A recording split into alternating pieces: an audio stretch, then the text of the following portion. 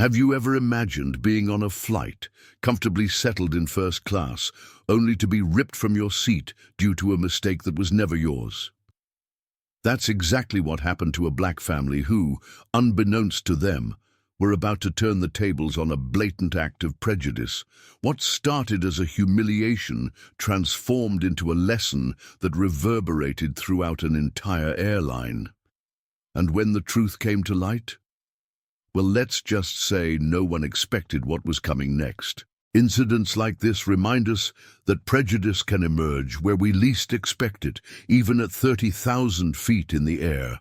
Today, we're diving into a true story that exposes how wrong assumptions can come at a high cost, and how one family decided to fight for justice, not just for themselves, but for everyone who's ever faced something similar. James Anderson, his wife Celeste, and their son Liam were the protagonists of a moment that changed the game.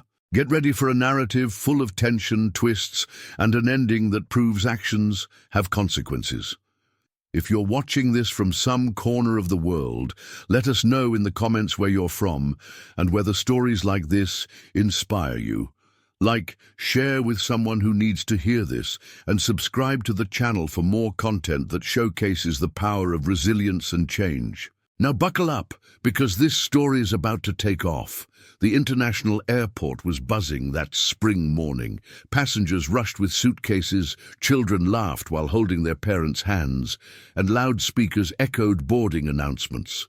Amid the crowd, James Anderson walked with steady steps, a dark-skinned black man wearing an impeccable grey suit that highlighted his confident posture. By his side, Celeste, his wife, followed in an elegant blue dress, her curly hair cascading softly over her shoulders.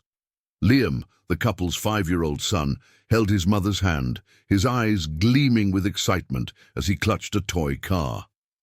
They were headed for a well-deserved vacation, ready to unwind after months of hard work. James was more than just an ordinary passenger, though no one at the boarding gate knew it yet. He was one of the airline's major shareholders, a man who had helped build the company from the ground up with his vision and determination. But at that moment, he was simply a family man, eager to board Flight 319 with his wife and son. The trio passed through security without a hitch, their first-class boarding passes duly scanned. As they stepped onto the plane, the smell of fresh coffee and the gleam of leather seats welcomed them. James guided Celeste and Liam to their seats, 2A, 2B, and 2C, with a calm smile. "Here we are," he said, as Celeste helped Liam settle in, handing him his toy car to keep him entertained.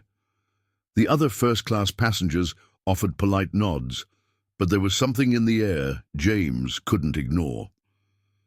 He stowed their carry-ons in the overhead bin with precise movements, feeling the weight of curious stares. Perhaps it was the contrast between his family and the predominantly white premium cabin, or maybe it was just paranoia after years of facing microaggressions. He sat down, fastening his seatbelt, while Celeste whispered to Liam about the clouds they'd soon see out the window. That's when Veronica Summers appeared. The flight attendant, a woman with blonde hair tied in a perfect bun and an impeccable uniform, walked down the aisle with a smile that didn't reach her eyes. Her gaze landed on the Anderson family, and something in her expression shifted.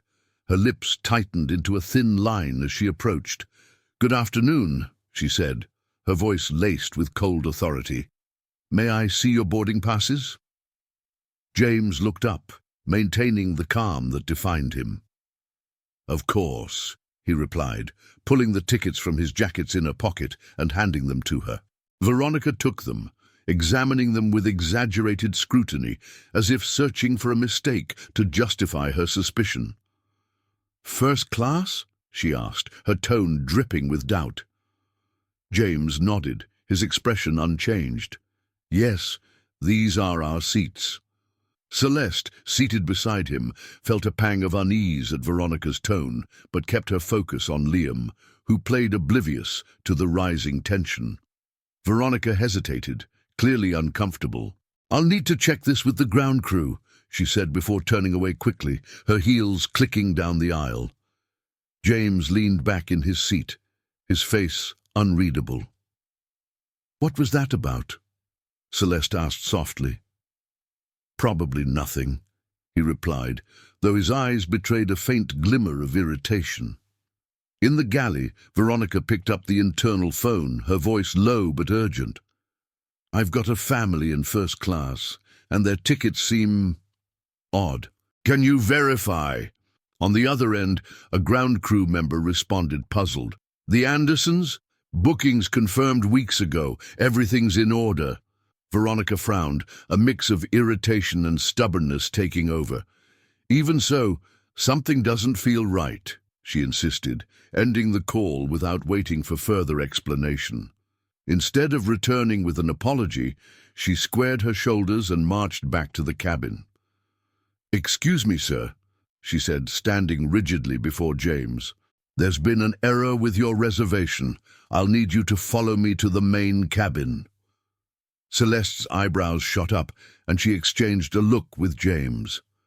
Liam stopped playing, confused by the shift in the atmosphere.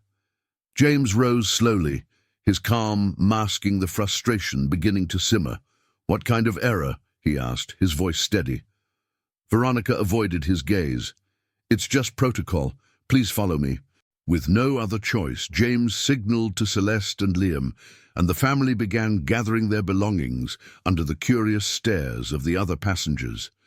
As they walked down the aisle, whispers started. "They had valid tickets. Why are they being moved?" murmured a middle-aged woman. A younger man shook his head, indignant. "This is ridiculous." Celeste kept her head high, gripping Liam's hand tightly, while James followed behind, typing a quick message on his phone. In the main cabin, they were seated in cramped middle-row seats, a stark contrast to the luxury of first class. Veronica returned to the galley, her nerves on edge, as the passengers' murmurs grew louder. But James wasn't the type to stay quiet. Sitting in the main cabin, he finished typing another message and pocketed his phone. "This isn't over," he said to Celeste under his breath. She nodded, her eyes sparking with a mix of anger and determination. Liam, clutching his toy car, asked, "Why did we change seats, Daddy?" James smiled at his son, but his voice carried a subtle weight. "Because some people make mistakes, son. But we're going to fix it." In the galley, the phone rang, and Veronica answered with trembling hands. It was the captain. "Miss Summers, I just got a call from the executive office. The passenger you removed from first class is James Anderson. I suggest you look up who he is." Veronica's stomach dropped. She rushed to the onboard computer, typing his name with nervous fingers. The screen flashed, revealing the truth. James Anderson, major shareholder, primary executive level. Her face drained of color. She had messed with the airline's owner. Veronica stood frozen in the galley, the weight of her discovery crashing over her like a wave. James Anderson wasn't just a wealthy passenger. He was the man who held the airline's reins. Her heart raced as she tried to process what this meant. She had acted on pure instinct, driven by a prejudice she hadn't even acknowledged in herself until that moment. Now, the mistake she'd made wasn't just a protocol slip. It was a direct affront to someone with the power to change everything. Meanwhile, in the main cabin, James remained composed, but his eyes gleamed with quiet resolve. He knew the incident went beyond a mere seating mix-up. It was a reflection of something bigger, a systemic issue he, as a shareholder, couldn't ignore.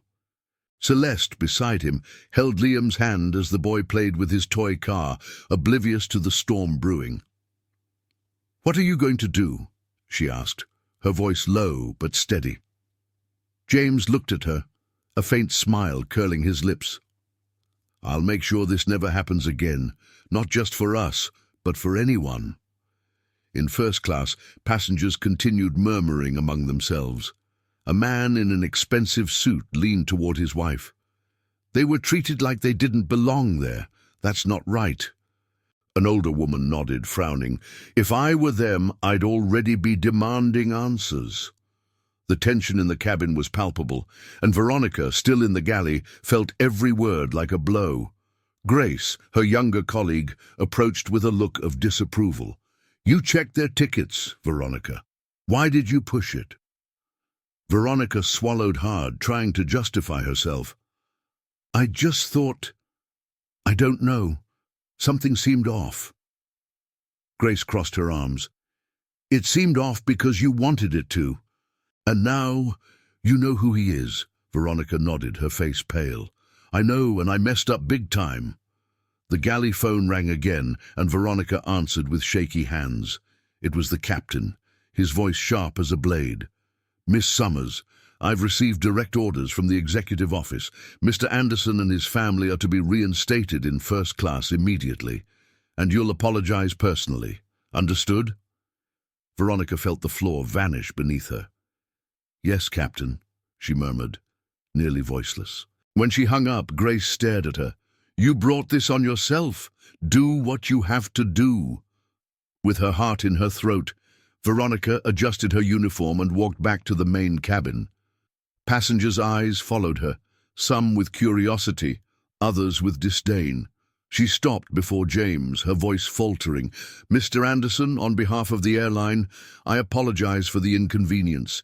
It was my mistake. Please return to first class. Your seats are ready. James studied her for a long moment, his expression calm but piercing. Celeste raised an eyebrow, her voice icy. A mistake? You humiliated us because of your assumptions. You think an apology fixes that?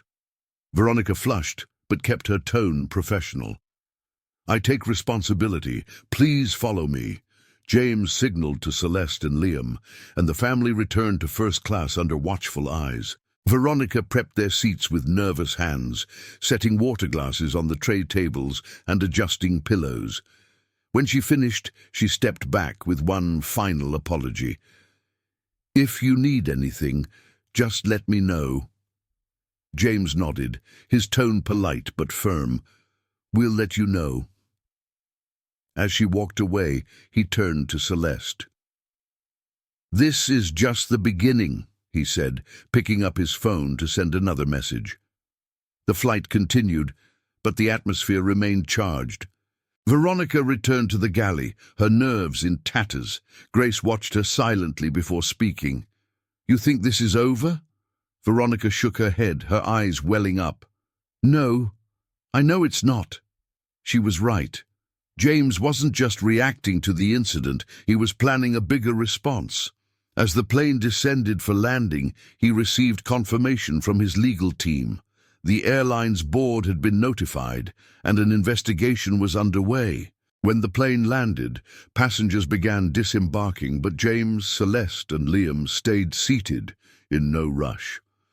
Veronica stood at the door, forcing smiles for those exiting, but her gaze kept drifting back to first class. 2 security officers boarded, nodding briefly to James before approaching her. Miss Summers? One asked. Yes, she replied, her voice trembling. We need you to remain on board for questioning. Her stomach churned as the officers escorted her to the galley. At the terminal, James and his family were met by Richard Hale, the airline's vice president of operations. Mr. Anderson, on behalf of the company, my deepest apologies, Richard said, visibly nervous. James fixed him with a steady gaze, his voice calm but cutting. I don't want apologies, I want action. This can't happen again. Richard nodded quickly. We're already reviewing our policies and training. We'll ensure this is addressed. James tilted his head. It's not just about policies. It's about culture, and I expect concrete results. As the Andersons headed toward the exit, Veronica faced her interrogation in the galley. Why did you remove them? One officer asked, his tone firm. Veronica hesitated, her words coming out in fragments. I thought they didn't belong in first class. It was a mistake. The officer frowned. A mistake based on what? She lowered her eyes, ashamed. Their appearance. I know it was wrong. The silence that followed was suffocating. "Your actions have consequences," the other officer said. "This goes beyond you now." Days later, the incident blew up in the media. Headlines like, "Airline shareholder humiliated by prejudice" and "Black family forced out of first class" flooded social media.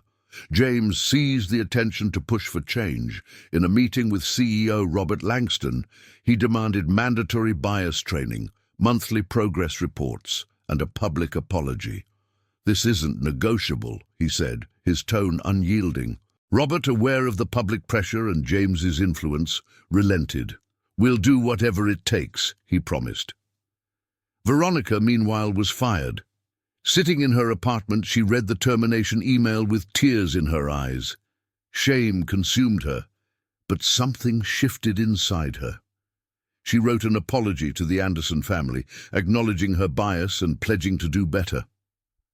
Celeste read the email at home, showing it to James. "What do you think?" she asked. "It's a start," he replied. "But the real test is what she does now." Months later, the airline's reforms took shape. Training was implemented, and the culture began to shift, driven by James's determination. On a new flight with his family, he noticed the difference. The crew treated them with genuine respect. Liam, holding his toy car, smiled out the window. "We're flying again, Daddy," James laughed, glancing at Celeste. "Yes, son, and now it's better. And thanks for watching. If this story moved you, leave a like, share your thoughts in the comments, and subscribe for more content that shows how courage can transform the world. See you next time.